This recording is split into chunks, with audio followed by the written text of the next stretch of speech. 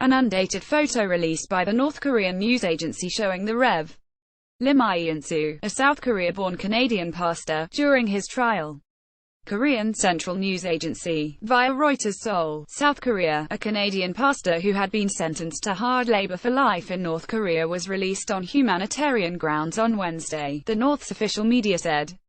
The Rev. Lim Iansu, a South Korea-born pastor of the Light Korean Presbyterian Church in Toronto, received his penalty in December 2015, when North Korea's Supreme Court convicted him of carrying out subversive plots and committing activities against the country, like harming the dignity of the supreme leadership of Kim Jong-un. Mr. Lim was released on Wednesday, when the same court decided to free him on sick bail, the North's official Korean Central News Agency said. The agency's one-sentence dispatch gave no further detail. The release of Mr. Lim came 2 months after an American college student, Otto F. Warmbier, died shortly after he was freed from North Korea while in a coma.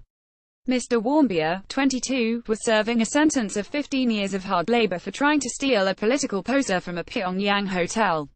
His death angered many Americans and eventually convinced the State Department to ban Americans from visiting North Korea. Mr. Lim, who had visited North Korea more than 100 times on what his church called humanitarian missions, lost contact with his congregation after entering the country in early 2015. A tearful Mr. Lim later appeared in a government-arranged news conference in Pyongyang and confessed to plotting to overthrow the North Korean leadership by undermining the worship of Kim Jong-un.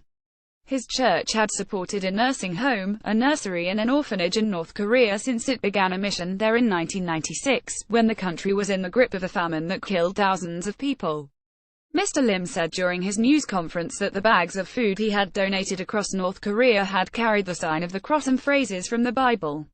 North Korean prosecutors also accused him of helping lure and abduct North Korean citizens, calling them defectors. North Korea, which zealously tries to shield its citizens from outside influences, has detained several foreign missionaries in recent years, calling them spies or agents of subversive ideas. Kenneth Bae, a Korean-American missionary sentenced to 15 years of hard labor for trying to establish a secret proselytizing network, was freed in 2014, after the United States government sent its Director of National Intelligence, James R. Clapper Jr., to North Korea. During his detention at trial, Mr. Lim's family members were not allowed to visit him, and appealed repeatedly to North Korea to free him.